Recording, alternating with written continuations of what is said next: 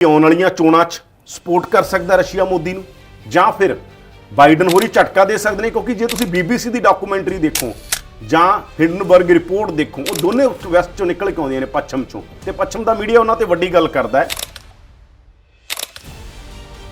ਕਿਹਾ ਜਾਂਦਾ ਕਿ ਪਰਦੇ ਦੇ ਪਿੱਛੇ ਕੁਝ ਕਮੰਤਰੀ ਵੱਡੀਆਂ ਫੋਰਸਸ ਨੇ, ਜਿਹੜੀਆਂ ਫਾਈਨੈਂਸ਼ੀਅਲ ਫੋਰਸਸ ਨੇ, ਉਹ ਦੁਨੀਆ ਚਲਾਉਂਦੀਆਂ ਨੇ, ਉਹ ਡਿਸਾਈਡ ਕਰਦੀਆਂ ਨੇ ਕਿ ਕਿਹੜੇ ਮੁਲਕ 'ਚ ਕੌਣ ਰਹੇਗਾ, ਕਿਹੜੇ ਮੁਲਕ 'ਚ ਕੋਈ ਨਹੀਂ ਰਹੇਗਾ। ਜਦੋਂ ਟਰੰਪ ਕਹਿੰਦੇ ਹਾਰ ਰਹੇ ਸੀ, ਇਹ ਗੱਲ ਜਦੋਂ ਟਰੰਪ ਜਿਹੜੀ ਇਲੈਕਸ਼ਨ ਜਿੱਤਦੇ ਨੇ, ਉਦੋਂ ਟਰੰਪ ਜਿੱਤਦੇ ਨੇ, ਔਰ ਇਹ ਤੇ ਬਹੁਤ ਚਰਚਾ ਅਮਰੀਕਾ ਦੀ ਰਾਜਨੀਤੀ 'ਚ ਹੋਈ ਕਿ ਰੂਸ ਨੇ ਜੀ ਹੈਕ ਕਰ ਲਿਆ ਸੀ ਮਸ਼ੀਨਾਂ ਨੂੰ, ਬਹੁਤ ਸਾਰੀ ਗੱਲ ਇਸ ਦੇ ਉੱਤੇ ਜ਼ਬਰਦਸਤ ਤਰੀਕੇ ਨਾਲ ਹੁੰਦੀ ਹੈਗੀ। ਫਿਰ ਜਦੋਂ ਟਰੰਪ ਨੇ ਜਿੱਤਣਾ ਸੀ, ਇਹ ਵੀ ਕਿਹਾ ਗਿਆ ਕਿ ਟਰੰਪ ਜਿੱਤਣਗੇ, ਉਦੋਂ ਟਰੰਪ ਹਾਰ ਜਾਂਦੇ ਨੇ। ਰਿਪਬਲਿਕਨ ਵਰਸਸ ਡੈਮੋਕ੍ਰੈਟਿਕ ਲੜਾਈ 'ਚ ਬਾਈਡਨ ਅੱਗੇ ਆਉਂਦੇ ਨੇ। ਡਵਾਲ ਹੋਰਾਂ ਦਾ ਪੁਤਿਨ ਨੂੰ ਮਿਲਣਾ, ਪੁਤਿਨ ਦਾ ਮੋਦੀ ਬਾਰੇ ਵੀ ਇਹ ਕਹਿਣਾ ਕਿ ਜੀ ਬਹੁਤ ਹੀ ਵਧੀਆ ਇੱਕ ਰਾਸ਼ਟਰਵਾਦੀ ਲੀਡਰ ਨੇਗੇ, ਤੇ ਇਹ ਮੁਲਾਕਾਤਾਂ ਵੀ ਕੁਝ ਕਹਿ ਰਹੀਆਂ ਨੇ ਜੀ। ਜੇ ਆਪਾਂ ਪੁਤਿਨ ਦੀ ਸਪੀਚ ਨੂੰ ਆਪਾਂ ਡਿਸਾਈਫਰ ਕਰੀਏ ਹੈ ਨਾ, ਤਾਂ ਜਾਂ ਪਿਛਲੇ ਈਵੈਂਟਸ ਨੂੰ ਵੇਖੀਏ ਕਿ ਕਿਵੇਂ ਸਟਾਲਿਨ ਨੇ ਗਲਤੀ ਕੀਤੀ ਜਾਂ ਲੈਨਿਨ ਨੇ ਕੀ ਗਲਤੀ ਕੀਤੀ, ਉਹਨਾਂ ਨੂੰ ਦੇਖ ਕੇ ਜਿਹੜੀ ਲੇਟਰ ਔਨ ਜਾ ਕੇ ਉਹ ਪ੍ਰੋਬਲਮ ਹੋ ਗਈ। ਹਿੰਦੁਸਤਾਨ ਦੀਆਂ ਪ੍ਰੋਬਲਮਸ ਵੀ ਬਹੁਤ ਸਿਮਿਲਰ ਹੈਗੀਆਂ, ਤਾਂ ਇਹ ਹੈ ਕਿ ਵੀ ਉਹਦੇ ਤੋਂ ਇੰਡੀਆ ਲਰਨ ਵੀ ਕਰ ਰਿਹਾ। ਦੋ ਘਟਨਾਵਾਂ ਵੱਡੀਆਂ ਹੋਈਆਂ, BBC ਦੇ ਦਫ਼ਤਰ ਤੇ ਰੇਡ ਹੋਈ, ਤੇ ਦੂਸਰੇ ਪਾਸੇ ਜਿਹੜਾ ਹਿਡਨਬਰਗ ਰਿਪੋਰਟ ਦਾ ਆ ਜਾਣਾ। ਇਹ ਦੋਨਾਂ ਦੇ ਉੱਤੇ ਹੀ ਮੋਦੀ ਸਰਕਾਰ ਨੇ ਪਹਿਲਾਂ ਡਾਕੂਮੈਂਟਰੀ ਹੋਣੀ BBC ਦੀ, ਫਿਰ ਰੇਡ ਹੋਣੀ, ਫਿਰ ਇਸ ਮਸਲੇ ਦੇ ਅੰਦਰ ਵੀ ਸਿੱਧਾ ਇੱਕ ਠੋਕਮਾ ਜਵਾਬ ਵੈਸਟ ਨੂੰ ਜਾਂ ਕਹੀਏ, ਜਾਂ ਇੱਕ ਸੁਨੇਹਾ ਦੇਣਾ ਕਿ ਭਾਈ ਮਤਲਬ BBC ਦੇ ਦਫ਼ਤਰ ਤੇ ਰੇਡ ਦਾ ਮਤਲਬ ਇਹ ਹੈ ਕਿ ਅਸੀਂ ਲੜਨ ਨੂੰ ਤਿਆਰ ਹਾਂ, ਜੇ ਤੁਸੀਂ ਸਾਡੇ ਨਾਲ ਲੜਨਾ। ਕੀ ਆਉਣ ਵਾਲੇ ਸਮੇਂ 'ਚ ਇਹ ਵੀ ਹੋ ਸਕਦਾ ਕਿ ਵੈਸਟ ਚਾਹੇ BJP ਨਾ ਰਹੇ, ਵੈਸਟ ਚਾਹੇ ਮੋਦੀ ਨਾ ਰਹਿਣ? BBC ਤੇ ਰੇਡ ਹੋਣ ਦਾ ਮਤਲਬ ਉਹਨਾਂ ਨੇ ਵੈਸਟ ਦੀ ਪ੍ਰੈਸ ਨੂੰ ਘੱਟੋ ਘੱਟ ਇਹ ਕਹਿਤਾ ਵੀ ਕਿ ਡੋਂਟ ਇੰਟਰਫੇਅਰ ਇਨਟੂ ਆਰ, ਵੀ ਸਾਡੇ ਇੱਥੇ ਇੰਟਰਫੇਅਰ ਨਹੀਂ ਤੁਸੀਂ ਕਰ ਸਕਦੇ। ਹਾਲਾਂਕਿ ਵੈਸਟ ਉਦੋਂ ਬਾਅਦ ਜਦੋਂ ਮਿਊਨਿਕ ਸਿਕਿਉਰਿਟੀ ਕਾਨਫਰੰਸ ਹੁੰਦੀ ਆ, ਤਾਂ ਉਹਨਾਂ ਦਾ ਜਿਹੜਾ ਓਪਨ ਸੁਸਾਇਟੀਜ਼ ਦਾ ਜਿਹੜਾ ਇੱਕ ਸਪੋਕਸਮੈਨ ਕਹਿ ਲਓ ਜਾਂ ਸੈਲਫ ਪ੍ਰੋਕਲੇਮਡ ਸਪੋਕਸਮੈਨ ਜਾਰਜ ਸੋਰੋਜ਼ ਆ, ਜਿਹੜਾ ਬਹੁਤ ਫੰਡਿੰਗ ਕੰਟਰੋਲ ਕਰਦਾ ਅਤੇ ਬਿਲੀਅਨਰ ਹੈਗਾ, ਉਹਦੇ ਸਪੀਚ ਦਿੱਤੀ ਜਿਹਦੇ ਵਿੱਚ ਉਹਨੇ ਸਿੱਧਾ ਮੋਦੀ ਨੂੰ ਇੱਕ ਆਟੋਕ੍ਰੈਟਿਕ ਤੇ ਇੱਕ ਡੈਮੋਕ੍ਰੇਸੀ ਸਪਰੈਸ ਕਰਨ ਵਾਲਾ ਕਿਹਾ, ਤੇ ਕਿਹਾ ਵੀ ਕਿ ਇਸ ਤੋਂ ਬਾਅਦ ਹੋ ਸਕਦਾ ਹੈ ਕਿ ਵੀ ਭਾਰਤ ਦੇ ਵਿੱਚ ਇੱਕ ਐਸੇ ਇਸ਼ੂਜ਼ ਉੱਠਣ ਤੇ ਡੈਮੋਕ੍ਰੇਸੀ ਦੁਬਾਰਾ ਐਸਟੈਬਲਿਸ਼ ਹੋ ਜਾਏ, ਵੀ ਅਡਾਨੀ ਕਰਕੇ ਹੁਣ ਇਹਦੀ ਸ਼ਿਪ ਸਿੰਕ ਹੋ ਜੂਗੀ। ਇੰਡੀਆ ਦੇ ਅੰਦਰ ਵੀ ਮੋਦੀ ਗਵਰਨਮੈਂਟ ਤੇ ਐਲੀਗੇਸ਼ਨ ਲੱਗਦੇ ਕਿ ਅਥਾਰਟੇਰੀਅਨ ਗਵਰਨਮੈਂਟ ਹੈਗੀ, ਤੇ ਉਹ ਵੀ ਅਥਾਰਟੇਰੀਅਨ ਤਾਂ ਹੈਗੀ, ਅਥਾਰਟੇਰੀਅਨ ਡਿਕਲੇਅਰਡ ਨੇ ਉਹ ਤਾਂ ਰਸ਼ੀਆ ਤਾਂ ਜਿਹੜੀਆਂ ਨੇੜਤਾ ਹੋਣ ਦਾ ਕਾਰਨ ਤੁਸੀਂ ਇਹ ਵੀ ਦੇਖਦੇ ਹੋਗੇ ਕਿ ਹਾਂ ਮਤਲਬ ਠੀਕ ਆ, ਉਹ ਚਾਹਣਗੇ ਕਿ ਸਾਡੇ ਆਲੇ ਦੁਆਲੇ ਵੀ ਇਸੇ ਤਰ੍ਹਾਂ ਦੀਆਂ ਫੋਰਸਸ ਹੋਣ ਜਿਨ੍ਹਾਂ ਨੂੰ ਅਸੀਂ ਸਪੋਰਟ ਕਰੀਏ, ਨਹੀਂ ਜਿੱਤ ਕੇ ਆਉਣ ਅਗਲੀ ਇਲੈਕਸ਼ਨ 'ਚ।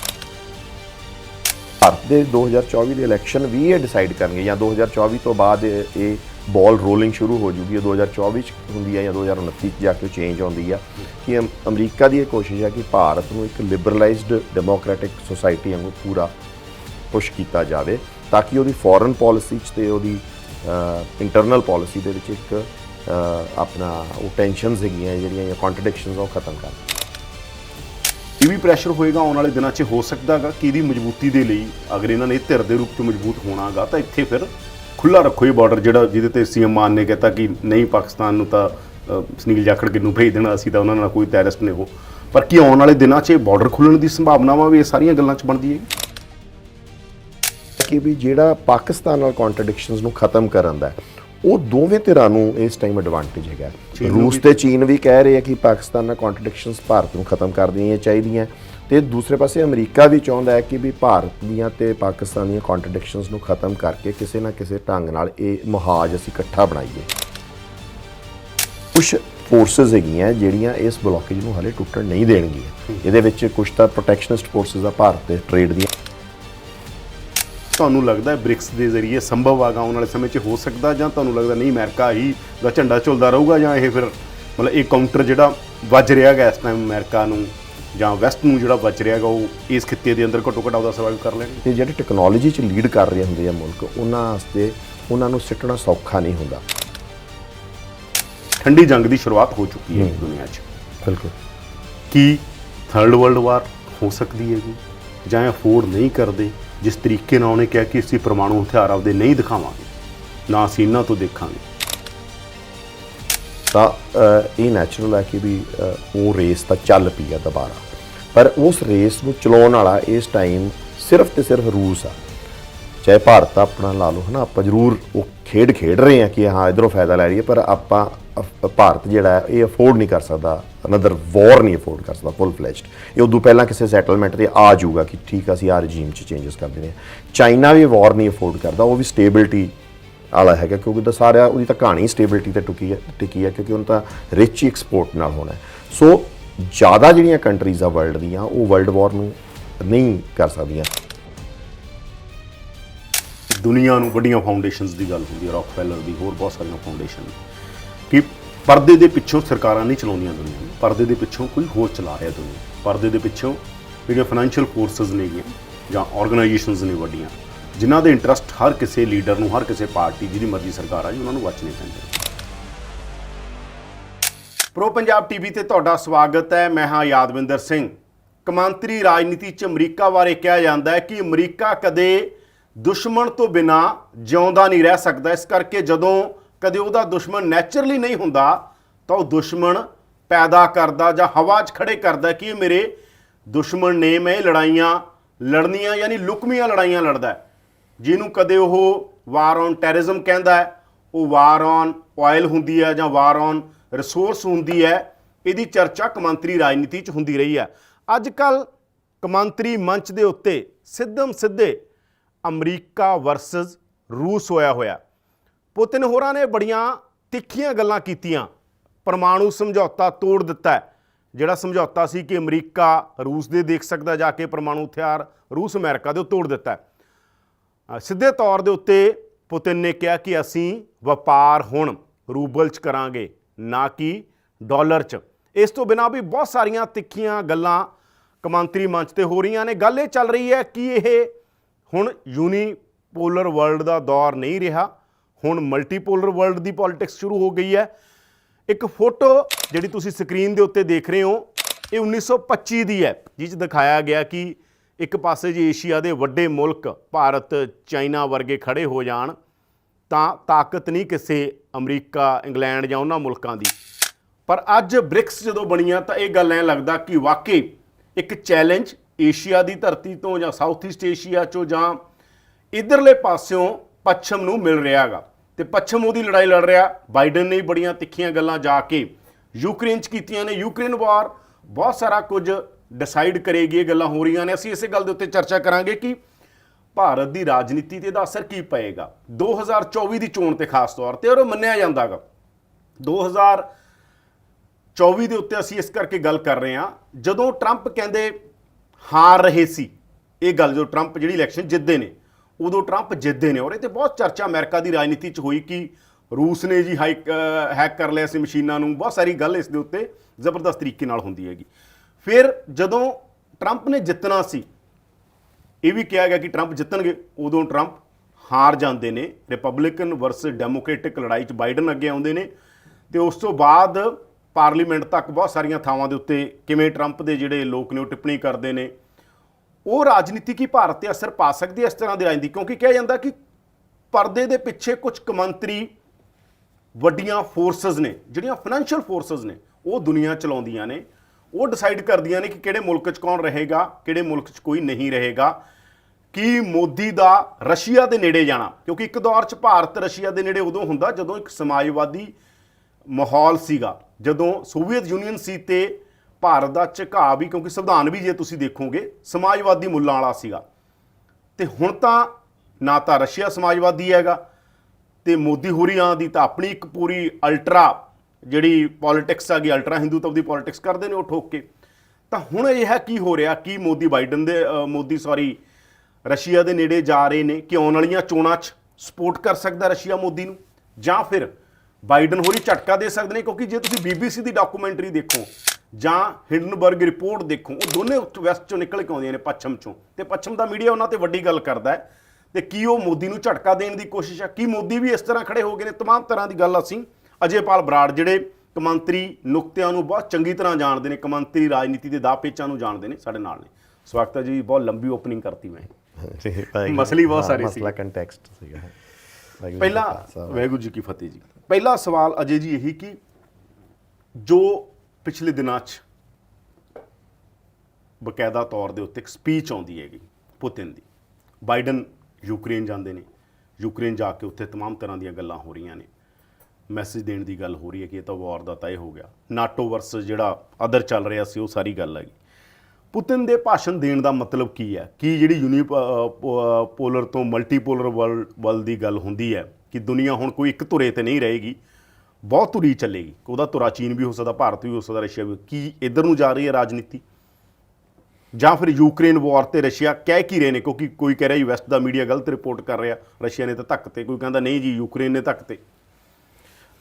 ਵੇਖੋ, ਆਪਾਂ ਜੇ ਆਪਾਂ 91 ਜਾਂ ਉਸ ਮਤਲਬ 90s ਦੇ ਅਰਲੀ 90s ਦੇ ਵਿੱਚ ਜਾਂਦੇ ਆ ਤਾਂ ਇੱਕ ਕਿਤਾਬ ਛਪੀ ਸੀ Fukuyama the end of history, ਹੈ ਨਾ।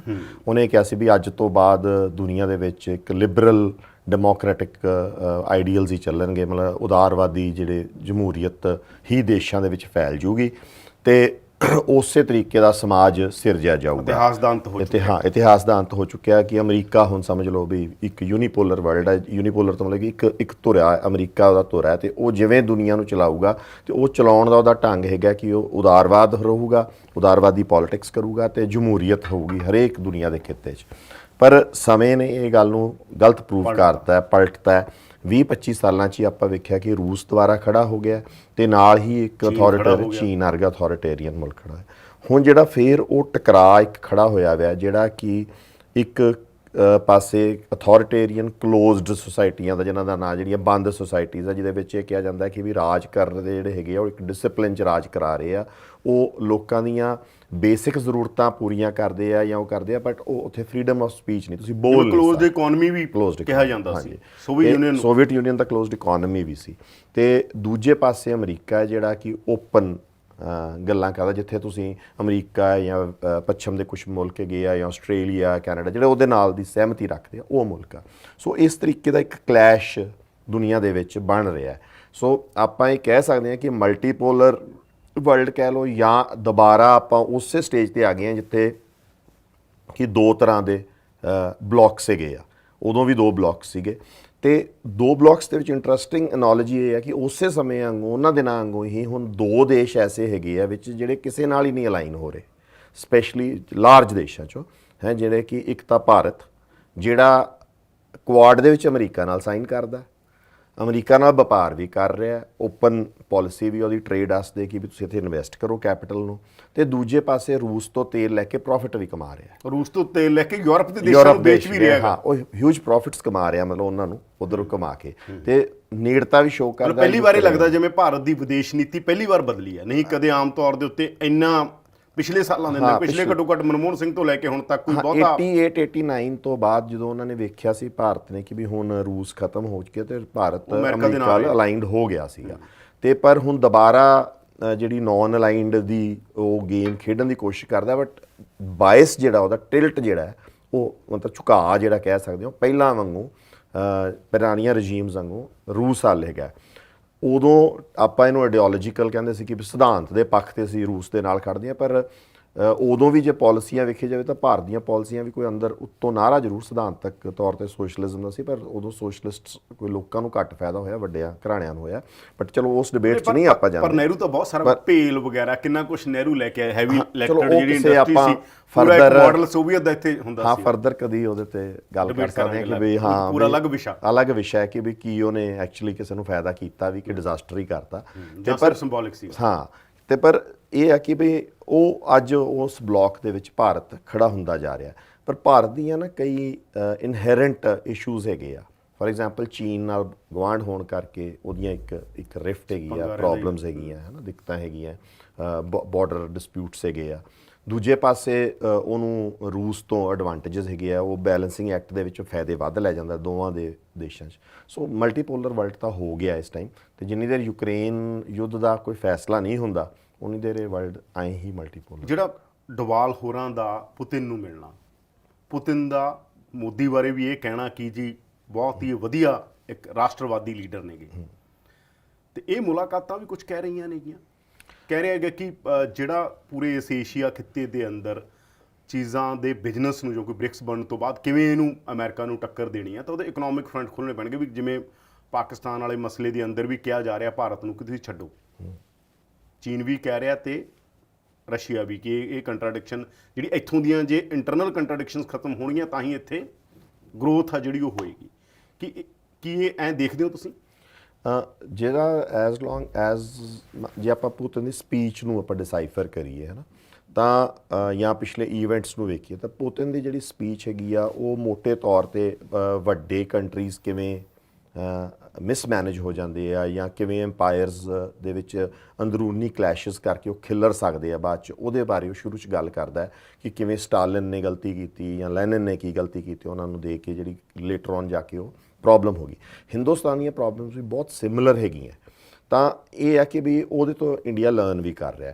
ਪਰ ਦੂਸਰੀ ਗੱਲ ਆ ਕਿ ਵੀ ਜਿਹੜਾ ਪਾਕਿਸਤਾਨ ਨਾਲ ਕੰਟਰਡਿਕਸ਼ਨਸ ਨੂੰ ਖਤਮ ਕਰਨ ਦਾ ਉਹ ਦੋਵੇਂ ਧਿਰਾਂ ਨੂੰ ਇਸ ਟਾਈਮ ਐਡਵਾਂਟੇਜ ਹੈਗਾ। ਰੂਸ ਤੇ ਚੀਨ ਵੀ ਕਹਿ ਰਹੇ ਆ ਕਿ ਪਾਕਿਸਤਾਨ ਨਾਲ ਕੰਟਰਡਿਕਸ਼ਨਸ ਭਾਰਤ ਨੂੰ ਖਤਮ ਕਰ ਦੇਣੀਆਂ ਚਾਹੀਦੀਆਂ, ਤੇ ਦੂਸਰੇ ਪਾਸੇ ਅਮਰੀਕਾ ਵੀ ਚਾਹੁੰਦਾ ਹੈ ਕਿ ਵੀ ਭਾਰਤ ਦੀਆਂ ਤੇ ਪਾਕਿਸਤਾਨ ਦੀਆਂ ਕੰਟਰਡਿਕਸ਼ਨਸ ਨੂੰ ਖਤਮ ਕਰਕੇ ਕਿਸੇ ਨਾ ਕਿਸੇ ਢੰਗ ਨਾਲ ਇਹ ਮੁਹਾਜ਼ ਅਸੀਂ ਇਕੱਠਾ ਬਣਾਈਏ। ਮਸਲਾ ਇਹ ਆ ਜਾਂਦਾ ਹੁਣ ਜਿਵੇਂ ਆਪਾਂ 2024 ਦੇ ਇਲੈਕਸ਼ਨਸ ਦੀ ਗੱਲ ਜੇ ਕਰਦੇ ਹਾਂ ਤਾਂ ਮਸਲਾ ਇਹ ਆ ਜਾਂਦਾ ਵੀ ਇੱਥੇ ਜਿਹੜਾ ਰਜੀਮ ਦਿੱਲੀ ਦੇ ਵਿੱਚ ਬੈਠੂਗੀ, ਜਿਹੜਾ ਰਾਜ ਕਰੂਗਾ ਦਿੱਲੀ ਦੇ ਵਿੱਚ, ਉਹ ਕਿੱਧਰ ਝੁਕਾਅ ਕਰਦਾ, ਕਿ ਉਹ ਅਮਰੀਕਾ ਵੱਲ ਝੁਕਾਅ ਰੱਖਦਾ ਆਪਦਾ ਕਿ ਉਹ ਰੂਸ ਵੱਲ ਝੁਕਾਅ ਰੱਖਦਾ। ਤੇ ਉਹ ਖੇਮੇ ਨਾ ਮੋਰ ਔਰ ਲੈਸ ਕਲੀਅਰ ਹੁੰਦੇ ਜਾ ਰਹੇ ਆ। ਜੇ ਆਪਾਂ 2-2.5 ਸਾਲ, ਕਿਉਂਕਿ ਆਪਾਂ ਨੂੰ ਪਤਾ ਟਰੰਪ ਦੇ ਪ੍ਰਚਾਰ ਲਈ ਮੋਦੀ ਗਏ ਸੀਗੇ, ਪਰ ਤੁਸੀਂ ਵੇਖੋ 2-2.5 ਸਾਲ ਬਾਈਡਨ ਨੂੰ ਇਹ ਗੱਲ ਵੀ ਦੁਖਦੀ ਹੋਊ। ਨਹੀਂ, ਉਹਦੇ ਇਲਾਵਾ ਇਹ ਹੈ ਕਿ ਇਹ ਤਾਂ ਚਲੋ ਪਰਸਨਲ ਇਸ਼ੂਜ਼ ਹੋ ਗਏ ਨਾ, ਪਰ 2-2.5 ਸਾਲ ਪਹਿਲਾਂ ਤੁਸੀਂ ਵੇਖੋ ਆਪਣੇ ਰਾਹੁਲ ਗਾਂਧੀ ਦੀ ਇੱਕ ਸਪੀਚ ਆਈ ਸੀ ਜਿਹਦੇ ਵਿੱਚ ਉਹਨਾਂ ਨੇ ਬਹੁਤ ਸਟ੍ਰੈਟਜਿਕ ਸ਼ਿਫਟ ਲਈ ਸੀ ਕਿ ਇੰਡੀਆ ਯੂਨੀਅਨ ਆਫ ਸਟੇਟਸ ਹੈਗਾ, ਠੀਕ ਹੈ ਨਾ। ਯੂਨੀਅਨ ਆਫ ਸਟੇਟਸ ਜਦੋਂ ਕਹਿੰਦਾ ਇੰਡੀਆ ਨੂੰ ਤਾਂ ਉਹ ਇਹਦਾ ਮਤਲਬ ਹੈ ਕਿ ਉਹ ਨੈਚੁਰਲ ਜਗ੍ਹਾ ਦੇ ਰਿਹਾ ਜਿੱਥੇ ਕਿ ਵੀ ਅਸੀਂ ਜੇ ਕੱਲ੍ਹ ਨੂੰ ਕੋਈ ਪਾਕਿਸਤਾਨ ਦੇ ਵਿੱਚ ਕੋਈ ਐਸੀ ਅਲਾਈਨਮੈਂਟ ਹੁੰਦੀ ਹੈ ਤਾਂ ਅਸੀਂ ਉਹ ਜੀ ਕੋਈ ਐਸਾ ਸਟਰਕਚਰ ਬਣਾ ਸਕਦੇ ਹਾਂ ਜਿਹਦੇ ਵਿੱਚ ਉਹਨਾਂ ਨੂੰ ਅਸੀਂ ਆਪਦੇ ਨਾਲ ਐਡਜਸਟ ਕਰ ਸਕਦੇ ਹਾਂ। ਮਤਲਬ ਇੰਨੀ ਬਰੋਡ ਥਿੰਕਿੰਗ ਵੀ ਹੋ ਸਕਦੀ ਹੈਗੀ ਸਟ੍ਰੈਟਜੀ। ਦੂਜੇ ਪਾਸੇ ਇਹ ਹੈ ਕਿ ਵੀ ਜਿਹੜਾ ਪਿਓਰ ਨੈਸ਼ਨਲਿਸਟ ਏਜੰਡਾ ਜਿਹੜਾ ਕਿ USA ਦੀ ਪ੍ਰੈਜ਼ੈਂਟ ਪਾਲਿਸੀ ਨੂੰ ਨਹੀਂ ਸੂਟ ਕਰਦਾ, ਉਹਦੇ ਵਿੱਚ ਕੀ ਹੈ ਕਿ ਭਾਰਤ ਦੀ ਪਾਲਿਸੀ ਦੇ ਵਿੱਚ ਬਹੁਤ ਵੱਡੀ ਕੰਟਰਡਿਕਸ਼ਨ ਹੈਗੀ ਹੈ। ਫੋਰਨ ਪਾਲਿਸੀ ਉਹਦੀ ਕਹਿੰਦੀ ਹੈ ਕੁਆਡ ਦਾ ਅਸੀਂ ਹਿੱਸਾ ਹੈ, ਅਸੀਂ ਓਪਨ ਸੁਸਾਇਟੀਜ਼ ਨੂੰ ਕਰਾਂਗੇ, ਪਰ ਇੰਟਰਨਲੀ ਆਪਾਂ ਨੂੰ ਵੀ ਪਤਾ ਹੈ ਕਿ ਪ੍ਰੈਜ਼ੈਂਟ ਜਿਹੜਾ ਰਜੀਮ ਹੈਗਾ ਜਾਂ ਹਿੰਦੂਤਵ ਦੀ ਜਿਹੜੀ ਪਾਲਿਸੀ ਆ ਉਹ ਕਲੋਜ਼ਡ ਅਥੋਰਿਟੇਰੀਅਨ ਹੀ ਹੈਗੀ ਆ, ਚਾਹੇ ਉਹ ਇਲੈਕਟੋਰਲ ਅਥੋਰਿਟੇਰੀਅਨ ਸੁਸਾਇਟੀ ਹੈਗੀ ਆ, ਤਾਂ ਉਹਦੇ ਵਿੱਚ ਉਹ ਜ਼ਿਆਦਾ ਅਲਾਈਨ ਹੁੰਦਾ ਆਈਡੀਓਲੋਜੀਕਲੀ ਰੂਸ ਤੇ ਚੀਨ ਦੇ ਨਾਲ। ਸੋ ਇਸ ਕਲੈਸ਼ ਨੂੰ ਹੁਣ ਜਿਹੜਾ ਦੋਵਾਂ ਦਾ ਜਿਹੜਾ ਇਹ ਕਲੈਸ਼ ਆ ਇਹ ਭਾਰਤ ਦੀ ਇਸ ਭੂਮੀ ਤੇ ਲੜਿਆ ਜਾਊਗਾ। ਪਰ ਕੀ ਇਹ ਵੀ ਹੈਗਾ ਕਿ ਜਿਵੇਂ ਮੰਨ ਲਓ ਯੂਰਪ ਦੇ ਅੰਦਰ ਅਸੀਂ ਦੇਖਦੇ ਆਂਗੇ ਨਾ, ਬਾਰਡਰਸ ਉਹਨਾਂ ਨੇ ਖੁੱਲ੍ਹੇ ਹੋਏ ਨੇਗੇ ਇਕਨੋਮੀ ਦੀ ਗਰੋਥ ਦੇ ਲਈ, ਹੈ ਨਾ, ਤਾਂ ਜਾਂ ਆਪਾਂ ਕਹੀਏ ਸੈਕੰਡ ਵਰਲਡ ਵਾਰ ਤੋਂ ਬਾਅਦ, ਕਿ ਇਹ ਵੀ ਇੱਕ ਸਿਗਨਲ ਹੈਗਾ ਕਿ ਇੱਥੇ ਜੇ ਗਰੋਥ ਹੋਣੀ ਹੈਗੀ ਇੱਥੇ ਵੀ ਬਾਰਡਰਸ ਨੂੰ, ਇਸ ਕਰਕੇ ਰਸ਼ੀਆ ਤੇ ਚਾਈਨਾ ਉਹ ਵੱਡੇ ਇਨੀਸ਼ੀਏਟਿਵ ਲੈ ਰਹੇ ਨੇ, ਬ੍ਰਿਕਸ, ਇੱਥੇ ਸਾਰੀਆਂ ਚੀਜ਼ਾਂ ਦਾ ਕਾਮਯਾਬ ਤਾਂ ਹੀ ਹੋਣਗੀਆਂ ਨਾ ਜੇ ਕਨੈਕਸ਼ਨ ਇਕਨੋਮੀਆਂ ਦਾ ਇੱਕ ਦੂਜੇ ਨਾਲ ਹੋਏਗਾ। ਕਿ ਇਹ ਵੀ ਪ੍ਰੈਸ਼ਰ ਹੋਏਗਾ ਆਉਣ ਵਾਲੇ ਦਿਨਾਂ 'ਚ, ਹੋ ਸਕਦਾ ਗਾ ਕਿ ਇਹਦੀ ਮਜ਼ਬੂਤੀ ਦੇ ਲਈ ਅਗਰ ਇਹਨਾਂ ਨੇ ਧਿਰ ਦੇ ਰੂਪ 'ਚ ਮਜ਼ਬੂਤ ਹੋਣਾਗਾ ਤਾਂ ਇੱਥੇ ਫਿਰ ਖੁੱਲ੍ਹਾ ਰੱਖੋ ਇਹ ਬਾਰਡਰ, ਜਿਹੜਾ ਜਿਹਦੇ ਤੇ ਸੀਐਮ ਮਾਨ ਨੇ ਕਹਿਤਾ ਕਿ ਨਹੀਂ ਪਾਕਿਸਤਾਨ ਨੂੰ ਤਾਂ ਸੁਨੀਲ ਜਾਖੜ ਕਿੰਨੂੰ ਭੇਜ ਦੇਣਾ, ਅਸੀਂ ਤਾਂ ਉਹਨਾਂ ਨਾਲ ਕੋਈ ਟੈਰਰਿਸਟ ਨੇ ਉਹ, ਪਰ ਕੀ ਆਉਣ ਵਾਲੇ ਦਿਨਾਂ 'ਚ ਬਾਰਡਰ ਖੁੱਲ੍ਹਣ ਦੀ ਸੰਭਾਵਨਾਵਾਂ ਵੀ ਇਹ ਸਾਰੀਆਂ ਗੱਲਾਂ 'ਚ ਬਣਦੀ ਹੈਗੀ? ਦੇਖੋ ਬਾਰਡਰ ਖੁੱਲੇ ਬਗੈਰ ਤਾਂ ਓਵਰਆਲ ਇੱਥੋਂ ਲੈ ਕੇ ਜਿੰਨਾ ਵੀ ਅੱਗੇ ਜਾਂਦਾ ਸਾਰਾ ਬਾਰਡਰ ਤਾਂ ਵੇਖੋ, ਜੇ ਤੁਸੀਂ ਲਾਹੌਰ ਤੋਂ ਅੱਗੇ ਵੇਖੋ ਤਾਂ ਆਲਮੋਸਟ ਰੋਡ ਕਨੈਕਟੀਵਿਟੀ ਯੂਰਪ ਤੱਕ ਹੀ ਮਿਲ ਜਾਂਦੀ ਹੈ ਤੁਹਾਨੂੰ, ਜਾਂ ਟਰਕੀ ਤੱਕ ਹੀ ਮਿਲ ਜਾਂਦੀ ਹੈਗੀ ਆ, ਚਾਹੇ ਉਹ ਈਰਾਨ ਵਿੱਚੋਂ ਨਿਕਲੇ ਚਾਹੇ ਉਹ ਅਫਗਾਨਿਸਤਾਨ ਦੇ ਵਿੱਚੋਂ ਨਿਕਲੇ, ਪਰ ਉਹ ਮਾਈਨਰ ਕਿਤੇ ਕਿਤੇ ਪ੍ਰੋਬਲਮਸ ਆ, ਬਟ ਰੋਡਸ ਹੈਗੀਆਂ, ਸੜਕਾਂ ਹੈਗੀਆਂ, ਟੋਲਸ ਲੱਗੇ ਹੋਏ ਆ, ਰੋਡਸ ਆਪਰੇਟ ਕਰਦੀਆਂ, ਹਾਈਵੇਜ਼ ਬਣ ਚੁੱਕੀ ਆ, ਪਰ ਮੋਮੈਂਟ ਤੁਸੀਂ 30 ਕਿਲੋਮੀਟਰ ਇੱਧਰ ਆ ਜਾਂਦੇ ਹੋ ਤੁਸੀਂ ਨਹੀਂ ਨਿਕਲ ਸਕਦੇ। ਸੋ ਇਹ ਬਲੌਕ ਆ ਜਿਹੜਾ ਇਹਨੂੰ ਤੋੜਨ ਦਾ ਤਾਂ ਮਸਲਾ ਇਹਦਾ, ਹਾਂ, ਇਹ ਬਲੌਕ ਤਾਂ ਕਹਿੰਦੇ ਕਦੇ ਅਮਰੀਕਾ ਨੇ ਪਹਿਲਾਂ ਟੁੱਟਣ ਨਹੀਂ ਦਿੱਤਾ, ਹੁਣ ਰਸ਼ੀਆ ਤੇ ਚਾਈਨਾ ਚਾਹੁੰਦੇ ਨੇ ਜਿਹੜਾ ਪਾਕਿਸਤਾਨ ਇੱਕ ਬਲੌਕੇਜ ਆ, ਜਾਂ ਕਹਿ ਦਈਏ ਜਿਹੜਾ ਆਪਣਾ ਇੱਥੇ ਇੱਕ ਬਲੌਕੇਜ ਆ ਗਈ, ਇੱਥੋਂ ਪੂਰਾ ਵਪਾਰ ਜਿਹੜਾ ਹੋਣਾਗਾ, ਇਹ ਬਲੌਕੇਜ ਨੂੰ ਤੋੜਨ ਦਾ ਇਹ ਮੈਂ ਕਹਿ ਰਿਹਾ ਕਿ ਇਹਦੇ ਵਿੱਚ ਹੁਣ ਇੰਟਰਸਟ ਕੱਲਾ ਰੂਸ ਤੇ ਚੀਨ ਦਾ ਨਹੀਂਗਾ ਇਸ ਬਲੌਕੇਜ ਨੂੰ ਤੋੜਨ 'ਚ, ਇਸ ਨੂੰ ਰੀਸਟਰਕਚਰ ਕਰਨ ਦੇ ਵਿੱਚ ਅਮਰੀਕਾ ਵੀ ਚਾਹੁੰਦਾ ਇਹਨੂੰ ਰੀਸਟਰਕਚਰ ਕਰਨਾ। ਮਸਲਾ ਇਹ ਹੈ ਕਿ ਵੀ ਜਿੰਨੀ ਦੇਰ ਇਹ ਬਲੌਕੇਜ ਨਹੀਂ ਟੁੱਟਦਾ, ਜਿੰਨੀ ਦੇਰ ਇਹ ਚੀਜ਼ ਨੂੰ ਖਤਮ ਨਹੀਂ ਕਰਦੇ ਕਿ ਵੀ ਇਸ ਨੂੰ ਇਕੱਠਾ ਇੱਕੋ ਖਿੱਤਾ ਨਹੀਂ ਬਣਾਉਂਦੇ, ਅਮਰੀਕਾ ਨੂੰ ਇਹਦਾ ਇਹ ਐਡਵਾਂਟੇਜ ਹੈ ਕਿ ਜੇ ਉਦੋਂ ਬਾਅਦ ਭਾਰਤ ਅਮਰੀਕਾ ਦੇ ਖੇਮੇ 'ਚ ਭੁਗਤਦਾ ਤਾਂ ਚੀਨ ਦੀ ਇਨਸਰਕਲਮੈਂਟ ਉਹਦੀ ਪੂਰੀ ਹੋ ਜਾਂਦੀ ਹੈ, ਪੋਲੀਟੀਕਲ ਇਨਸਰਕਲਮੈਂਟ, ਮਿਲਟਰੀ ਇਨਸਰਕਲਮੈਂਟ, ਹਾਂ ਟ੍ਰੇਡ ਦੀ ਇਨਸਰਕਲਮੈਂਟ ਉਹਨੂੰ ਕੋਈ ਪ੍ਰੋਬਲਮ ਨਹੀਂ ਗੀ, ਟ੍ਰੇਡ ਜੇ ਟ੍ਰੇਡ ਹੁੰਦਾ। ਦੂਜੇ ਪਾਸੇ ਚੀਨ ਜਾਂ ਰੂਸ ਨੂੰ ਇਹ ਐਡਵਾਂਟੇਜ ਹੈ ਕਿ ਜੇ ਇਹ ਬਲੌਕੇਜ ਟੁੱਟਦਾ ਤਾਂ ਉਹਨੂੰ ਜਿਹੜਾ ਐਕਸੈਸ ਟੂ ਵਾਰਮ ਪੋਰਟਸ ਆ ਉਹ ਮਿਲਦਾ ਹੈ, ਇੰਡੀਅਨ ਮਟੀਰੀਅਲ ਜਿਹੜਾ ਹੈ ਭਾਰਤ ਉੱਧਰ ਜਾ ਸਕਦਾ, ਪਰ ਇਹਦੇ ਵਿੱਚ ਕੁਝ ਫੋਰਸਸ ਹੈਗੀਆਂ ਜਿਹੜੀਆਂ ਇਸ ਬਲੋਕੇਜ ਨੂੰ ਹਲੇ ਟੁੱਟਣ ਨਹੀਂ ਦੇਣਗੀਆਂ। ਇਹਦੇ ਵਿੱਚ ਕੁਝ ਤਾਂ ਪ੍ਰੋਟੈਕਸ਼ਨਿਸਟ ਫੋਰਸਸ ਆ ਭਾਰਤ ਦੇ ਟ੍ਰੇਡ ਦੀਆਂ ਆਪਦੀਆਂ, ਕਿਉਂਕਿ ਵੇਖੋ ਮਟੀਰੀਅਲ ਕੱਲਾ ਆਏ ਨਹੀਂ ਜਾਊਗਾ, ਉਧਰੋਂ ਵੀ ਆਊਗਾ ਇੱਧਰ ਨੂੰ। ਇੱਕ ਤਾਂ ਇਹ ਫੋਰਸਸ ਹੈਗੀਆਂ ਕੁਝ, ਬਟ ਇਹਦੇ ਇਲਾਵਾ ਉਹ ਫੋਰਸਸ ਆ ਜਿੰਨੀ ਦੇਰ ਇੱਥੇ ਡਿਸਾਈਡ ਨਹੀਂ ਹੋ ਜਾਂਦਾ ਕਿ ਇੱਥੇ ਕੌਣ ਬੈਠਦਾ ਤੇ ਪਾਕਿਸਤਾਨ ਦੀ ਫੋਰਨ ਪਾਲਿਸੀ ਡਿਸਾਈਡ ਨਹੀਂ ਹੋ ਜਾਂਦੀ, ਉਨੀ ਦੇਰ ਇਹ ਬਲੋਕੇਜ ਬਿਲਕੁਲ ਟੁੱਟਣ ਦਾ ਨਹੀਂ। ਪਰ ਇਹ ਆ ਕਿ ਹਾਂ ਉਧਰ ਨੂੰ ਗੱਲ ਤੁਰ ਪਈ ਆ ਤੇ ਉਧਰ ਦਾ ਮਾਈਂਡ ਸੈਟ ਵੀ ਬਣਦਾ ਜਾਂਦਾ ਤੇ ਇਹਨੇ ਇੱਕ ਦਿਨ ਹੁਣ ਮਤਲਬ ਆਪਾਂ ਇਹ ਕਹਿ ਸਕਦੇ ਹਾਂ ਕਿ ਇਹ ਬਾਰਡਰ ਕਿਸੇ ਟਾਈਮ ਵੀ ਉਹ ਸਿਚੁਏਸ਼ਨ ਡਿਵੈਲਪ ਹੋ ਸਕਦੀ ਹੈ, ਜਿਹੜੀ ਬਰਲਿਨ ਵਾਲ ਵਰਗੀ ਕੋਈ ਸਿਚੁਏਸ਼ਨ। ਜਿਹੜੀ ਗੱਲ ਇਹ ਮਤਲਬ ਪੁਤਿਨ ਕਹਿੰਦੇ ਨੇ ਆਪਣੇ ਭਾਸ਼ਣ 'ਚ ਕਿ ਪਹਿਲਾਂ ਅਸੀਂ ਕਮਿਊਨਿਸਟ ਸੀਗੇ, ਅਮਰੀਕਾ ਨੂੰ ਇਸ ਗੱਲ ਤੋਂ ਇਤਰਾਜ਼ ਸੀ ਸਾਡੇ ਨਾਲ, ਹਾਂਜੀ, ਤੇ ਸਾਡੇ ਲੀਡਰਾਂ ਨੇ ਗਲਤੀਆਂ ਕੀਤੀਆਂ, ਲੈਨਨ ਦਾ ਜ਼ਿਕਰ ਕਰਦੇ ਨੇ, ਉਹ ਸਟਾਲਿਨ ਦਾ ਕਰਦੇ ਨੇ। ਫਿਰ ਉਹ ਕਹਿੰਦੇ ਆ ਵੀ ਫਿਰ ਸਾਡੇ ਤੇ ਐਲੀਗੇਸ਼ਨ ਲਾਉਂਦੇ ਅਸੀਂ ਅਥਾਰਟੇਰੀਅਨ ਆ ਗਏ, ਹਨਾ, ਤੇ ਬਾਕੀ ਗੱਲਾਂ ਵੀ ਉਹ ਨਾਲ ਕਰਦੇ ਕਿ ਕਿਸ ਕਿਸ ਤਰ੍ਹਾਂ ਦੇ ਖਤਰੇ ਸਾਰੇ ਥਾਟ ਦੇ ਨਾਲ ਖੜੇ ਨੇਗੇ। ਕੀ ਇੱਕ ਕਾਰਨ ਵੀ ਮੰਨਿਆ ਜਾਵੇ ਕਿ ਇੰਡੀਆ ਦੇ ਅੰਦਰ ਵੀ ਮੋਦੀ ਗਵਰਨਮੈਂਟ ਤੇ ਐਲੀਗੇਸ਼ਨ ਲੱਗਦੇ ਕਿ ਅਥਾਰਟੇਰੀਅਨ ਗਵਰਨਮੈਂਟ ਹੈਗੀ ਇਹ, ਤੇ ਉਹ ਵੀ ਅਥਾਰਟੇਰੀਅਨ, ਉਹ ਤਾਂ ਹੈਗੀ ਅਥਾਰਟੇਰੀਅਨ, ਡਿਕਲੇਅਰਡ ਨੇ ਉਹ ਤਾਂ ਰਸ਼ੀਆ ਤਾਂ ਜਿਹੜੀ ਇਹ ਨੇੜਤਾ ਹੋਣ ਦਾ ਕਾਰਨ ਤੁਸੀਂ ਇਹ ਵੀ ਦੇਖਦੇ ਹੋਗੇ ਕਿ ਹਾਂ ਮਤਲਬ ਠੀਕ ਆ, ਉਹ ਚਾਹਣਗੇ ਕਿ ਸਾਡੇ ਆਲੇ ਦੁਆਲੇ ਵੀ ਇਸੇ ਤਰ੍ਹਾਂ ਦੀਆਂ ਫੋਰਸਸ ਹੋਣ ਜਿਨ੍ਹਾਂ ਨੂੰ ਅਸੀਂ ਸਪੋਰਟ ਕਰੀਏ, ਨਹੀਂ ਜਿੱਤ ਕੇ ਆਉਣ ਅਗਲੀ ਇਲੈਕਸ਼ਨ 'ਚ। ਨੈਚੁਰਲੀ ਸਿਧਾਂਤਕ ਤੌਰ ਤੇ ਅਥਾਰਟੇਰੀਅਨ ਗਵਰਨਮੈਂਟਸ ਚਾਹਣਗੀਆਂ ਕਿ ਅਸੀਂ ਇੱਕ ਦੂਜੇ ਦੇ, ਕਿਉਂਕਿ ਮੈਂ ਕਹਿੰਦਾ ਵਰਲਡ ਦੇ ਵਿੱਚ ਜਿਹੜਾ ਨਵੇਂ ਆਰਡਰ ਦਾ ਕਲੈਸ਼ ਆਪਾਂ ਟਰੰਪ ਨੂੰ ਵੀ ਦੇਖੀਏ ਤਾਂ ਉਹਨਾਂ ਨੇ ਸਪੋਰਟ ਕੀਤਾ, ਮੰਨ ਲਓ, ਹਾਲਾਂਕਿ ਉਹ ਕਦੇ ਪ੍ਰੂਵ ਤਾਂ ਕੋਈ ਗੱਲ ਹੋਈ ਨਹੀਂ, ਪਰ ਕਿਹਾ ਗਿਆ ਕਿ ਟਰੰਪ ਨੂੰ ਹਾਂਜੀ ਰਸ਼ੀਆ ਨੇ ਜਿਤਾਇਆ, ਰਸ਼ੀਆ ਨੇ ਜ਼ੋਰ ਲਾਇਆ ਤੇ ਟਰੰਪ ਤੋਂ ਵੱਡਾ, ਟਰੰਪ ਨਾਲੋਂ ਵੱਡਾ ਡਿਕਲੇਅਰਡ ਅਥਾਰਟੇਰੀਅਨ ਪ੍ਰੋਵਾਈਡ ਨਹੀਂ ਕਰਦੇ ਸੀ। ਹਾਂਜੀ, ਤੇ ਇਹ ਜਿਹੜੀ ਕਲੈਸ਼ ਆ ਮੋਟੇ ਤੌਰ ਤੇ ਇਹ ਹੈ ਹੀ ਓਪਨ ਸੁਸਾਇਟੀਜ਼ ਦਾ ਤੇ ਕਲੋਜ਼ਡ ਸੁਸਾਇਟੀਜ਼ ਦਾ। ਜਿਹੜਾ ਵਰਲਡ ਆਰਡਰ ਡਿਫਾਈਨ ਕਰਨਾ ਹੈ, ਚਾਹੇ ਤੁਹਾਡਾ ਫੈਮਿਨਿਜ਼ਮ ਨੂੰ ਕਿਵੇਂ ਡਿਫਾਈਨ ਕਰਨਾ, ਅੱਜ ਉਹ ਪੁਤਿਨ ਨੇ ਵੀ ਐਲੀਗੇਸ਼ਨ ਲਾਇਆ ਕਿ ਵੀ ਇਹ ਗੋਡ ਨੂੰ ਵੀ ਨੌਨ ਜੈਂਡਰ ਬੇਸਡ ਕਰ ਰਿਹਾ, ਕਿ ਔਰਤ ਆ ਕਿ ਰੱਬ ਆ, ਇਹ ਉਹ ਖਤਮ ਕਰਨਾ ਚਾਹੁੰਦਾ ਵੈਸਟ, ਕਿ ਗੋਡ ਦੀ ਡੈਫੀਨੇਸ਼ਨ ਕੀ ਆ। ਉਸੇ ਤਰੀਕੇ ਨਾਲ ਜਿਹੜੇ ਗੇ ਮੈਰਿਜਸ ਆ ਹੈ, ਜਿਹੜੀਆਂ ਕਿ ਸਾਡੀਆਂ ਸੁਸਾਇਟੀਆਂ ਨਹੀਂ ਅਸੈਪਟ ਕਰਦੀਆਂ, ਉਹ ਪ੍ਰਮੋਟ ਕਰ ਰਹੇ ਆ। ਸੋ ਇਹ ਕਲੈਸ਼ ਬਹੁਤ ਵੱਡਾ ਹੈਗਾ, ਮਤਲਬ ਇਹ ਐਡਾ ਸਿੰਪਲ ਕਲੈਸ਼ ਨਹੀਂਗਾ। ਤੇ ਯੂਕਰੇਨ ਨੇ ਡਿਸਾਈਡ ਕਰਨਾ ਕਿ ਕਿੱਧਰ ਜਾਣਾ, ਤੇ ਭਾਰਤ ਦੇ 2024 ਦੇ ਇਲੈਕਸ਼ਨ ਵੀ ਇਹ ਡਿਸਾਈਡ ਕਰਨਗੇ, ਜਾਂ 2024 ਤੋਂ ਬਾਅਦ ਇਹ ਬਾਲ ਰੋਲਿੰਗ ਸ਼ੁਰੂ ਹੋ ਜੂਗੀ। 2024 'ਚ ਹੁੰਦੀ ਆ ਜਾਂ 2029 'ਚ ਜਾ ਕੇ ਉਹ ਚੇਂਜ ਆਉਂਦੀ ਆ, ਕਿ ਅਮਰੀਕਾ ਦੀ ਇਹ ਕੋਸ਼ਿਸ਼ ਆ ਕਿ ਭਾਰਤ ਨੂੰ ਇੱਕ ਲਿਬਰਲਾਈਜ਼ਡ ਡੈਮੋਕ੍ਰੈਟਿਕ ਸੁਸਾਇਟੀ ਵਾਂਗੂ ਪੂਰਾ ਪੁਸ਼ ਕੀਤਾ ਜਾਵੇ, ਤਾਂ ਕਿ ਉਹਦੀ ਫੋਰਨ ਪਾਲਿਸੀ 'ਚ ਤੇ ਉਹਦੀ ਇੰਟਰਨਲ ਪਾਲਿਸੀ ਦੇ ਵਿੱਚ ਇੱਕ ਆਪਣਾ ਉਹ ਟੈਨਸ਼ਨਸ ਹੈਗੀਆਂ ਜਿਹੜੀਆਂ ਜਾਂ ਕੰਟਰਡਿਕਸ਼ਨਸ ਉਹ ਖਤਮ ਕਰ ਦਿੱਤੀਆਂ। ਅੱਛਾ, ਇੱਕ ਕੀ ਇਹ ਜਿਵੇਂ ਮੈਂ ਕਹਿ ਰਿਹਾ ਸੀਗਾ ਕਿ ਅਕਸਰ ਇਹ ਕਿਹਾ ਜਾਂਦਾ ਕਿ ਦੁਨੀਆ ਨੂੰ ਵੱਡੀਆਂ ਫਾਊਂਡੇਸ਼ਨਸ ਦੀ ਗੱਲ ਹੁੰਦੀ ਹੈ, ਰੌਕਫੈਲਰ ਦੀ, ਹੋਰ ਬਹੁਤ ਸਾਰੀਆਂ ਫਾਊਂਡੇਸ਼ਨ ਨੇ, ਕਿ ਪਰਦੇ ਦੇ ਪਿੱਛੋਂ ਸਰਕਾਰਾਂ ਨਹੀਂ ਚਲਾਉਂਦੀਆਂ ਦੁਨੀਆ ਨੂੰ, ਪਰਦੇ ਦੇ ਪਿੱਛੋਂ ਕੋਈ ਹੋਰ ਚਲਾ ਰਿਹਾ ਦੁਨੀਆ। ਪਰਦੇ ਦੇ ਪਿੱਛੋਂ ਜਿਹੜੀਆਂ ਫਾਈਨੈਂਸ਼ੀਅਲ ਫੋਰਸਸ ਨੇਗੀਆਂ ਜਾਂ ਆਰਗੇਨਾਈਜੇਸ਼ਨਸ ਨੇ ਵੱਡੀਆਂ, ਜਿਨ੍ਹਾਂ ਦੇ ਇੰਟਰਸਟ ਹਰ ਕਿਸੇ ਲੀਡਰ ਨੂੰ, ਹਰ ਕਿਸੇ ਪਾਰਟੀ ਜਿਹਦੀ ਮਰਜ਼ੀ ਸਰਕਾਰ ਆ ਜੀ, ਉਹਨਾਂ ਨੂੰ ਬਚਣੇ ਪੈਂਦੇ ਨੇ। ਦੋ ਘਟਨਾਵਾਂ ਵੱਡੀਆਂ ਹੋਈਆਂ, BBC ਦੇ ਦਫ਼ਤਰ ਤੇ ਰੇਡ ਹੋਣੀ, ਤੇ ਦੂਸਰੇ ਪਾਸੇ ਜਿਹੜਾ ਹਿਡਨਬਰਗ ਰਿਪੋਰਟ ਦਾ ਆ ਜਾਣਾ। ਇਹ ਦੋਨਾਂ ਦੇ ਉੱਤੇ ਹੀ ਮੋਦੀ ਸਰਕਾਰ ਨੇ ਪਹਿਲਾਂ ਡਾਕੂਮੈਂਟਰੀ ਹੋਣੀ BBC ਦੀ, ਫਿਰ ਰੇਡ ਹੋਣੀ, ਫਿਰ ਇਸ ਮਸਲੇ ਦੇ ਅੰਦਰ ਵੀ ਸਿੱਧਾ ਇੱਕ ਠੋਕਮਾ ਜਵਾਬ ਵੈਸਟ ਨੂੰ ਜਾਂ ਕਹੀਏ, ਜਾਂ ਇੱਕ ਸੁਨੇਹਾ ਦੇਣਾ ਕਿ ਭਾਈ ਮਤਲਬ BBC ਦੇ ਦਫ਼ਤਰ ਤੇ ਰੇਡ ਦਾ ਮਤਲਬ ਇਹ ਹੈ ਕਿ ਅਸੀਂ ਲੜਨ ਨੂੰ ਤਿਆਰ ਹਾਂ, ਜੇ ਤੁਸੀਂ ਸਾਡੇ ਨਾਲ ਲੜਨਾ ਅਸੀਂ ਰੈਡੀ ਹਾਂ ਲੜਨ। ਜਦੋਂ ਪੋਲੀਟੀਕਲ ਮੈਸੇਜ ਦੇਖਣਾ ਇਹੀ ਮੈਸੇਜ ਹੈ, ਬਿਲਕੁਲ, ਨਹੀਂ ਤਾਂ ਤੁਸੀਂ ਵੈਸਟ ਨਾਲ ਜਲਦੀ ਕੋਈ ਪੰਗਾ ਲੈਂਦੇ ਨਹੀਂ ਹੈਗੇ। ਕਿਸੇ ਸਰਕਾਰ ਨੇ ਅੱਜ ਤੱਕ ਲਿਆ ਨਹੀਂ, BBC ਨੇ ਬਥੇਰਾ ਕੁਛ ਕੀਤਾ। BBC ਬਹੁਤ ਸਾਰੇ ਆਪਣੇ ਆਪਣੇ ਤਰੀਕੇ ਦੇ ਇੰਟਰਸਟ ਦੀ ਪੋਲਿਟਿਕਸ ਕਰਦਾ ਰਿਹਾ, ਉਹ ਚਾਹੇ ਇਰਾਕ ਵਾਰ ਦੇ ਟਾਈਮ ਦੇਖੋ, ਡਿਕਲੇਅਰਡ ਉਹ ਮਤਲਬ ਜਿਹੜੀ ਵੈਸਟ ਦੀ ਇੱਕ ਪਾਲਿਸੀ ਉਹਦੇ ਨਾਲ ਚੱਲਦਾ ਰਿਹਾ ਹਮੇਸ਼ਾ। ਪਰ ਇੱਥੇ ਕਦੇ ਇੰਡੀਆ ਦੇ ਅੰਦਰ ਹੀ ਬਹੁਤ ਸਾਰੇ ਇਤਰਾਜ਼ ਰਹੇ ਹੋਣਗੇ, ਕਦੇ ਐ ਨਹੀਂ ਹੋਏ।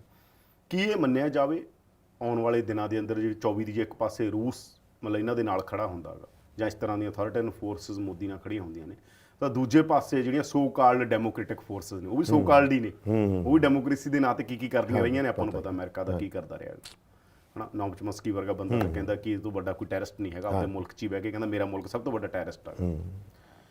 ਤਾਂ ਮੈਂ ਪੁੱਛ ਰਿਹਾਗਾ ਕੀ ਆਉਣ ਵਾਲੇ ਸਮੇਂ 'ਚ ਇਹ ਵੀ ਹੋ ਸਕਦਾ ਕਿ ਵੈਸਟ ਚਾਹੇ BJP ਨਾ ਰਹੇ, ਵੈਸਟ ਚਾਹੇ ਮੋਦੀ ਨਾ ਰਹਿਣ? ਦੇਖੋ ਭਾਰਤ ਜੋੜੋ ਯਾਤਰਾ ਨੂੰ ਕੀ ਤੁਸੀਂ ਇਸ ਸੰਦਰਭ 'ਚ ਦੇਖਦੇ? ਹਾਂ, ਦੇਖੋ ਆਪਾਂ ਪਹਿਲਾਂ ਤਾਂ ਇਹ ਵੇਖੀਏ ਕਿ ਪਹਿਲਾਂ BBC ਦੀ ਰਿਪੋਰਟ ਆਈ, ਉਹਨੇ ਮੋਦੀ ਦੇ ਵਕਾਰ ਦੇ ਉੱਤੇ ਹਿੱਟ ਕੀਤਾ। ਉਦੋਂ ਬਾਅਦ ਹਿੰਡਨਬਰਗ ਦੀ ਜਿਹੜੀ ਰਿਪੋਰਟ ਆਈ, ਉਹਨੇ ਉਹਨਾਂ ਦੇ ਫਾਈਨੈਂਸ਼ੀਅਲ ਮਸਲ ਤੇ ਹਿੱਟ ਕੀਤਾ, ਬਿਕੋਜ਼ ਅਡਾਨੀ ਨੂੰ ਤੁਸੀਂ ਇੱਕ ਸਿੰਪਲ ਆਰਗੇਨਾਈਜੇਸ਼ਨ ਨਹੀਂ ਕਹਿ ਸਕਦੇ। ਅਡਾਨੀ ਜਿਹੜਾ ਹੈ ਉਹ ਉਸ ਚੀਜ਼ ਦਾ ਰੂਪਕ ਆ ਜਾਂ ਉਹਦਾ ਸਿੰਬਲ ਆ। ਹਾਂ, ਮੋਦੀ ਨੂੰ ਡਿਸਓਨ ਕਰਨਾ ਪਿਆ, ਪਰ ਫੰਡਿੰਗ ਜਾਂ ਉਹਦਾ ਐਡਾ ਵੱਡਾ ਹੁਣ ਉਹਨੇ ਫੰਡਿੰਗ 'ਚ ਵੀ ਉਹਦੀ ਸਪੋਰਟ ਕਰਨੀ ਸੀ, ਬਿਕੋਜ਼ ਐਡਾ ਵੱਡਾ ਉਹਦਾ ਉਹ ਆ ਰਿਹਾ ਸੀਗਾ ਜਿਹੜਾ FPO ਜਾਂ IPO ਆ ਰਿਹਾ ਸੀ, ਤੇ ਫੋਲੋ ਅਪ ਉਹਦਾ ਜਿਹੜਾ ਪਬਲਿਕ ਆਫਰ ਆ ਰਹੀ ਸੀ ਤੇ ਉਹਨੇ ਉਹ ਫੰਡਿੰਗ ਨੇ ਵੀ ਕਰਨਾ ਸੀ, ਪਰ ਉਹਦੇ ਵਕਾਰ ਨੂੰ ਵੀ, ਮੋਦੀ ਦੇ ਵਕਾਰ ਨੂੰ ਤੇ ਉਹਦੇ ਵਪਾਰ ਨੂੰ, ਦੋਨਾਂ ਨੂੰ ਉਹਨਾਂ ਨੇ ਹਿੱਟ ਕੀਤਾ। ਮੇਰਾ ਖਿਆਲ ਉੱਥੋਂ ਤੱਕ ਤਾਂ ਆਪਾਂ ਹਲੇ ਉਹਨਾਂ ਨੂੰ ਇੱਕ ਐਲੀਮੈਂਟ ਆਫ ਡਾਊਟ ਦੇ ਸਕਦੇ ਹਾਂ ਕਿ ਉਹ ਇਹ ਕਹਿ ਰਹੇ ਹੋਣ ਵੀ ਤੁਸੀਂ ਸਾਡੀ ਲਾਈਨ ਟੋ ਕਰਦੇ ਹੋ ਕਿ ਨਹੀਂ ਕਰਦੇ। ਜਿਹੜੀ ਜਵਾਬੀ ਕਾਰਵਾਈ ਹੋਈ ਮੋਦੀ ਹਰਿਆਣਾ ਵੱਲੋਂ ਜਾਂ ਭਾਰਤ ਦੀ ਸਰਕਾਰ ਵੱਲੋਂ ਜਾਂ ਕਹਿ ਲਓ ਵੀ ਇਸ ਐਸਟੈਬਲਿਸ਼ਮੈਂਟ ਵੱਲੋਂ, ਉਹ ਇਹ ਹੋਈ ਕਿ ਵੀ BBC ਤੇ ਰੇਡ ਹੋਈ। BBC ਤੇ ਰੇਡ ਹੋਣ ਦਾ ਮਤਲਬ ਉਹਨਾਂ ਨੇ ਵੈਸਟ ਦੀ ਪ੍ਰੈਸ ਨੂੰ ਘੱਟੋ ਘੱਟ ਇਹ ਕਹਿਤਾ ਵੀ ਕਿ ਡੋਂਟ ਇੰਟਰਫੇਅਰ ਇਨਟੂ ਆਰ, ਵੀ ਸਾਡੇ ਇੱਥੇ ਇੰਟਰਫੇਅਰ ਨਹੀਂ ਤੁਸੀਂ ਕਰ ਸਕਦੇ।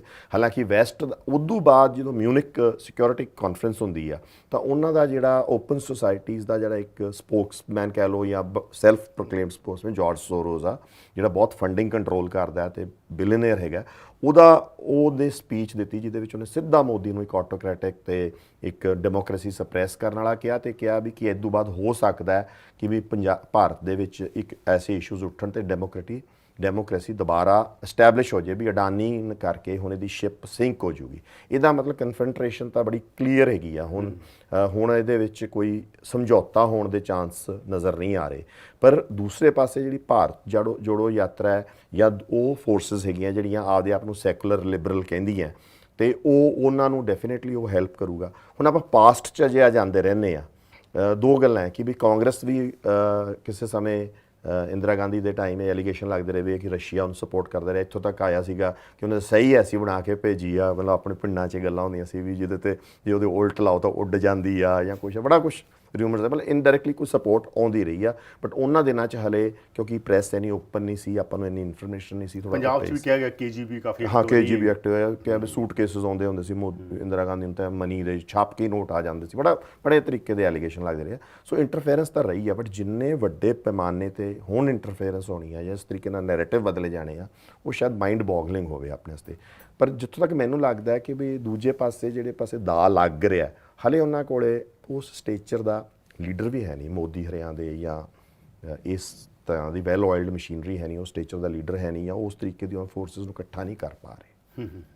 ਕੀ ਜਿਹੜੇ ਜੋ ਇੰਟਰਨੈਸ਼ਨਲ ਮਾਹੌਲ ਬਣ ਰਿਹਾ ਹੈਗਾ, ਉਹਦਾ ਅਸਰ ਤੁਸੀਂ ਕੀ ਦੇਖ ਰਹੇ ਹੋਗੇ? ਮਤਲਬ ਇਸ ਪੂਰੇ ਆਪਾਂ ਖਿੱਤੇ ਦੀ ਗੱਲ ਕਰੀਏ, ਅਸੀਂ ਤਾਂ ਬਿਲਕੁਲ ਮਤਲਬ ਜੇ ਸਭ ਤੋਂ ਵੱਧ ਪ੍ਰਭਾਵਿਤ ਹੋਣ ਵਾਲੇ ਹਾਂ। ਜੋ ਕੁਝ ਵੀ ਮਾੜਾ ਚੰਗਾ ਹੋਊਗਾ, ਹੈ ਨਾ, ਚੰਗਾ ਹੋਊਗਾ ਉਹ ਵੀ ਸਾਡੀ ਇਕੋਨਮੀ ਲਈ, ਸਾਡੇ ਸਮਾਜ ਲਈ, ਸਾਡੇ ਪੰਜਾਬ ਲਈ, ਸਾਡੇ ਦੇਸ਼ ਲਈ ਵਧੀਆ ਹੋਊਗਾ। ਸਭ ਤੋਂ ਨੇੜੇ ਅਸੀਂ ਆਂਗੇ। ਹਾਂਜੀ, ਫਿਰ ਮੈਂ ਨਾ ਦੋ ਮੋਟੀਆਂ ਗੱਲਾਂ ਜੋ ਮੈਂ ਪੁਟਿਨ ਦੀ ਸਪੀਚ ਤੋਂ ਲਿਆ ਜਾਂ ਬਾਈਡਨ ਦੀਆਂ ਗੱਲਾਂ ਤੋਂ ਲਿਆ ਜਾਂ ਇਹ ਆ, ਉਹ ਮੋਟੇ ਤੌਰ ਤੇ ਇਹ ਕਹਿੰਦਾ ਹੈ ਕਿ ਵੀ ਸਾਡੀ ਫਿਲਾਸਫੀ ਹੋਰ ਸੀ ਲੈਨਿਨ ਦੀ ਕਿ ਵੀ ਸੈਲਫ ਡਿਟਰਮੀਨੇਸ਼ਨ ਦੀ ਸੀ ਉੱਤੇ, ਪਰ ਸਟਾਲਿਨ ਨੇ ਧੱਕੇ ਨਾਲ, ਟੈਰਰ ਨਾਲ ਉਹਨਾਂ ਲੋਕਾਂ ਨੂੰ ਇਕੱਠਾ ਕੀਤਾ ਵੀ ਸੀ। ਹਾਲਾਂਕਿ ਉਹ ਨਿੰਦ ਲੈਨਿਨ ਦੀ ਫਿਲਾਸਫੀ ਨੂੰ ਰਿਹਾ। ਉਹ ਕਹਿੰਦਾ ਵੀ ਜਿਹੜਾ ਕਮਿਊਨਿਜ਼ਮ ਸੀ ਉਹ ਕੋਈ ਵੱਡਾ ਐਡਾ ਜੋੜਨ ਵਾਲਾ ਆਈਡੀਓਲੋਜੀ ਨਹੀਂ ਸੀਗੀ ਸਾਡੇ ਸਬ ਨੈਸ਼ਨੈਲਿਟੀਜ਼ ਨੂੰ। ਤਾਂ ਜੇ ਬਰੋਡਰ ਸੈਂਸ ਤੇ ਵੇਖੀਏ, ਲੌਂਗਰ ਸੈਂਸ ਤੇ ਵੇਖੀਏ, ਤਾਂ ਭਾਰਤ ਦੇ ਵਿੱਚ ਵੀ ਇਹ ਪ੍ਰੋਬਲਮ ਆ। ਜਿਹੜੀਆਂ ਬਾਹਰ ਵਾਲੀਆਂ ਸਟੇਟਸ ਆ, ਕੁਝ ਸਟੇਟਸ ਜਿਵੇਂ ਕਸ਼ਮੀਰ ਆ, ਪੰਜਾਬ ਆ, ਉੱਧਰੋਂ ਨਾਗਾਲੈਂਡ ਆ ਜਾਂ ਤਮਿਲਨਾਡੂ ਆ, ਉਹਦੇ ਵਿੱਚ ਕੋਈ ਐਸੀ ਬਾਈਂਡਿੰਗ ਫੋਰਸ ਵੱਡੀ ਹੈ ਨਹੀਂ ਇੱਕ ਦੂਜੇ ਨਾਲ ਜਿਹੜੀ ਸਾਰੇ ਇਸ ਖਿੱਤੇ ਨੂੰ ਜੋੜ ਸਕੇ। ਤਾਂ ਜਦੋਂ ਉਹ ਗ੍ਰਿਪ ਲੂਜ਼ ਹੋਊਗੀ ਤਾਂ ਨੈਕਸਟ ਜਿਹੜੀ ਲਾਈਨ ਆਫ ਥਿੰਕਿੰਗ, ਜੇ ਕੱਲ੍ਹ ਨੂੰ ਉਹ ਗ੍ਰਿਪ ਲੂਜ਼ ਹੁੰਦੀ ਆ ਜਿਸ ਤਰੀਕੇ ਨਾਲ ਹੁਣ ਉਹ ਸਪਰੈਸ਼ਨ ਨਾਲ ਇਕੱਠੇ ਰੱਖੇ ਹੋਏ, ਜਦੋਂ ਉਹ ਗ੍ਰਿਪ ਲੂਜ਼ ਹੁੰਦੀ ਆ ਤਾਂ ਜਿਵੇਂ ਰੂਸ ਨੇ ਦੇ ਲੀਡਰਸ ਨੇ ਕੋਸ਼ਿਸ਼ ਕੀਤੀ ਸੀ ਕਿ ਅਪੀਜ਼ਮੈਂਟ ਨਾਲ ਕਿ ਹੋਰ ਪਾਵਰ ਦੇ ਦਿਓ ਨੈਸ਼ਨੈਲਿਟੀਜ਼ ਨੂੰ ਤੇ ਉਹਨਾਂ ਨੂੰ ਇਕੱਠਾ, ਪਰ ਫਾਈਨਲੀ ਉਹ ਬ੍ਰੇਕ ਅਵੇ ਹੋ ਗਈਆਂ। ਤਾਂ ਭਾਰਤ ਵੀ ਉਸ ਲਾਈਨ ਤੇ ਚੱਲ ਸਕਦਾ। ਮਤਲਬ ਇਹ ਆਪਾਂ ਨੂੰ ਇੰਡੀਅਨ ਜਿਹੜੀਆਂ ਸੈਂਟਰਲ ਫੋਰਸਿਸ ਹੈਗੀਆਂ ਉਹਨਾਂ ਨੂੰ ਸਮਝਣਾ ਚਾਹੀਦਾ ਹੈ ਕਿ ਵੀ ਇਹ ਰੂਟ ਹੀ ਇਹ ਖਿੱਤਾ ਵੀ ਲਊਗਾ ਜਿਵੇਂ ਰੂਸ ਦਾ ਰੂਟ ਹੈ, ਤੇ ਭਾਰਤ ਵੀ ਉਹਨਾਂ ਸਿਚੁਏਸ਼ਨਸ 'ਚ ਆ ਸਕਦਾ ਤੇ ਉਹਦੇ ਵਾਸਤੇ ਫੋਰਸਿਸ ਵੀ ਅਨਲੀਸ਼ ਹੋ ਗਈ ਹੈ। ਮਤਲਬ ਜਿਹੜੀਆਂ ਫੋਰਸਿਸ ਐਂ ਕਰਾਉਣਾ ਚਾਹੁੰਦੀਆਂ, ਕਿਉਂਕਿ ਉਹਦੇ ਨਾਲ ਹੀ ਤਾਂ ਤੁਸੀਂ ਇੱਕ ਵੱਡਾ ਇੱਕ ਇਕੱਠ ਕਰ ਸਕੋਗੇ ਨਾ ਪਾਕਿਸਤਾਨ ਦਾ ਤੇ ਭਾਰਤ ਦਾ, ਕਿ ਇਕੱਠੀ ਫੋਰਸ ਬਣਾ ਸਕੋਗੇ।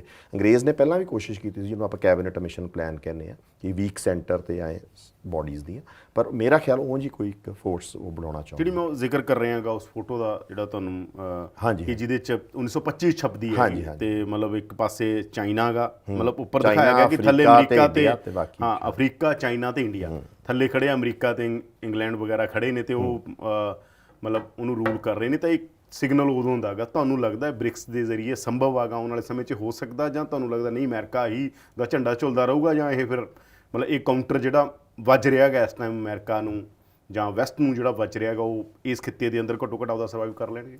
ਦੇਖੋ ਇਹ ਕਿਉਂਕਿ ਆਪਾਂ ਹੁਣ ਇੱਕ ਰਿਪੋਰਟ ਇਹ ਵੀ ਆਈ ਹੈ ਕਿ 75% ਜਿਹੜਾ ਵਰਲਡ ਇਕੋਨਮੀ ਦੇ ਅੰਦਰ ਜਿਹੜਾ IMF ਦੀ ਰਿਪੋਰਟ ਆ ਗਈ ਕਿ ਵਰਲਡ ਇਕਨੋਮੀ ਦੇ ਅੰਦਰ 75% ਜਿਹੜੀ ਹੈਗੀ ਉਹ ਕੰਟਰੀਬਿਊਟ ਕਰ ਰਹੇ ਨੇਗੇ ਮੁਲਕ। ਆਏ ਹੈ ਕਿ ਵੇਖੋ ਇਹ ਅਟੈਂਪਟ ਕੋਈ ਪਹਿਲੀ ਅਟੈਂਪਟ ਨਹੀਂ ਗੀ ਜੀ ਬ੍ਰਿਕਸ ਵਾਲੀ। ਇਦੋਂ ਪਹਿਲਾਂ ਨਹਿਰੂ ਨੇ ਤੇ ਚਾਓ ਐਨ ਲਾਈ ਹਰਿਆ ਨੇ ਵੀ ਕੋਸ਼ਿਸ਼ ਕੀਤੀ ਸੀਗੀ ਕਿ ਵੀ ਚਾਈਨਾ, ਇੰਡੀਆ, ਪਾਕਿਸਤਾਨ, ਅਫਗਾਨਿਸਤਾਨ ਤੇ ਈਰਾਨ ਇੱਕ ਬਲਾਕ ਬਣ ਜੇ ਤੇ ਸਾਡੇ ਕੋਲੇ ਉਹ ਰਿਸੋਰਸਸ ਹੋਣਗੇ ਜਿਹੜੇ ਵਰਲਡ 'ਚ ਕਦੀ ਨਹੀਂ ਹੋਣਗੇ। ਬਟ ਮੈਂ ਫੰਡਾਮੈਂਟਲ ਡਿਫਰੈਂਸ ਕਹਿੰਦਾ, ਵੇਖੋ ਤੁਸੀਂ ਇਕਨੋਮਿਕ ਪ੍ਰੋਡਕਸ਼ਨ ਕਰ ਸਕਦੇ ਹੋ, ਤੁਸੀਂ ਬਹੁਤ ਕੁਝ ਕਰ ਸਕਦੇ ਹੋ, ਪਰ ਦੋ ਤਿੰਨ ਚੀਜ਼ਾਂ। ਬ੍ਰਜ਼ੈਂਸਕੀ ਇੱਕ ਹੋਏ ਆ ਥਿੰਕਰ, ਉਹਨਾਂ ਨੇ ਇੱਕ ਬਹੁਤ ਸੋਹਣੀ ਗੱਲ ਆਖੀ ਸੀਗੀ ਹੁਣ ਜਦੋਂ ਯੂਨੀਪੋਲਰ ਵਰਲਡ ਬਣ ਚੁੱਕਿਆ ਸੀਗਾ ਉਸ ਤੋਂ ਬਾਅਦ।